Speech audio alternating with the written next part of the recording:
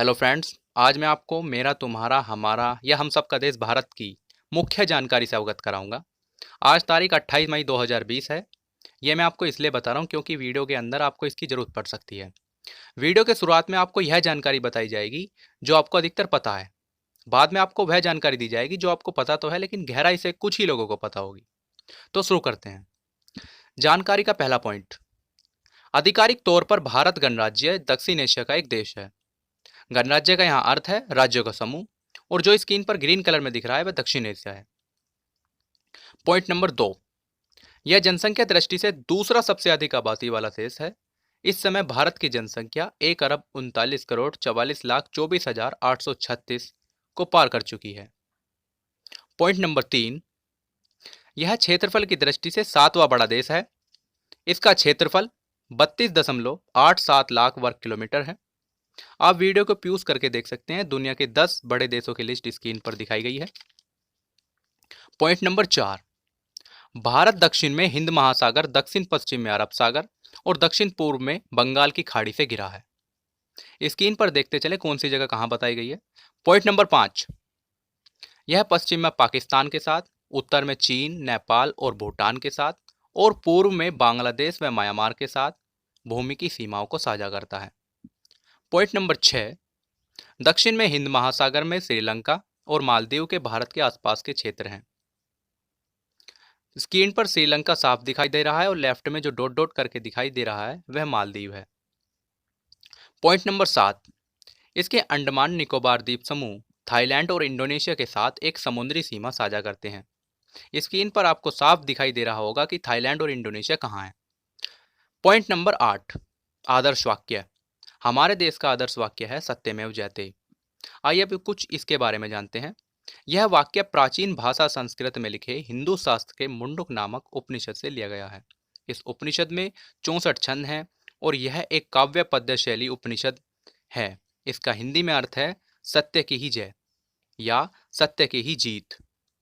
भारत की स्वतंत्रता के बाद इसे 26 जनवरी 1950 को भारत के राष्ट्रीय आदर्श वाक्य के रूप में अपनाया गया, जिस दिन भारत के गणराज्य बना था। यह अशोक की राजधानी के आधार पर देवनागरी लिपि में अंकित है और भारत राष्ट्रीय प्रतीक का एक अभिन्न अंग भी है। प्रतीक और शब्द सत्यमेव जयते सभी भारतीय मुद्रा के एक तरफ अंकित है। यह प्रतीक अशोक की शेर की राजधानी का एक रूपांतर है, जिसे भारतीय राज्य उत्तर प्रदेश के सारनाथ वाराणसी में लगभग पूर्व में बनाया गया था। यह सभी मुद्रा, नोटों और राष्ट्रीय दस्तावेजों पर अंकित है। Point number 9। राष्ट्रगान। भारत का राष्ट्रगान जनगण मन है। आइए अब इसके बारे में जानें। यह मूल रूप से बंगाली में भद्रो भाग्य विधाता के रूप में कवि रविंद्रनाथ टैगोर द्वारा रचित था। बाद में यह साधु बंगाली या तत्समा बंगाली में लिखा गया था, जो भारी संस्कृत निष्ठ है। भागो भाग्य विधाता गीत का पहला छंद भारत के संविधान सभा द्वारा 24 जनवरी 1950 को राष्ट्रगान के रूप में अपनाया गया था। राष्ट्रगान की औपचारिक प्रस्तुति में लगभग 52 सेकंड लगते हैं। इसे सार्वजनिक रूप से 27 दिसंबर 1911 को कलकत्ता, जो अब कोलकाता है, में भारतीय राष्ट्रीय कांग्रेस के वार्षिक सत्र के दूसरे दिन गाया गया। लेकिन पहली बार 1912 में आदि ब्रह्म समाज के वार्षिक कार्यक्रम में इस कविता को सार्वजनिक रूप से सुनाया गया था और यह कविता फरवरी 1950 में तत्वबोधिनी पत्रिका में भारत भाग्य विधाता शीर्षक से प्रकाशित हुई थी। आगे आता है पॉइंट नंबर 10। राष्ट्रगीत। भारत का राष्ट्रगीत है वंदे मातरम, जिसका हिंदी में अर्थ है मां मैं आपको नमन करता हूं। आइए अब इसके बारे में जानें।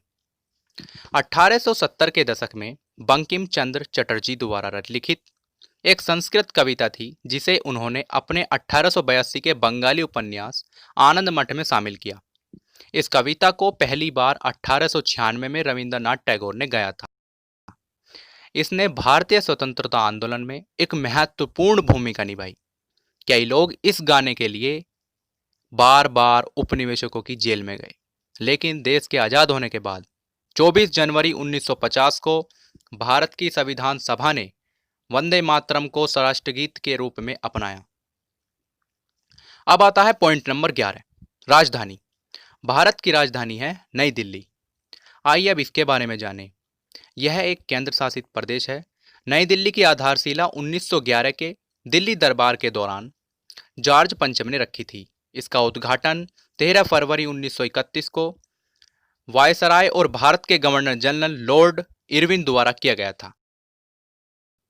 हालांकि बोलचाल की दृष्टि से दिल्ली और नई दिल्ली का इस्तेमाल राष्ट्रीय राजधानी क्षेत्र के संदर्भ में किया जाता है। यह दोनों अलग अलग इकाइयां हैं जिनमें नई दिल्ली शहर का एक छोटा हिस्सा है। पॉइंट नंबर 12, सबसे बड़ा शहर।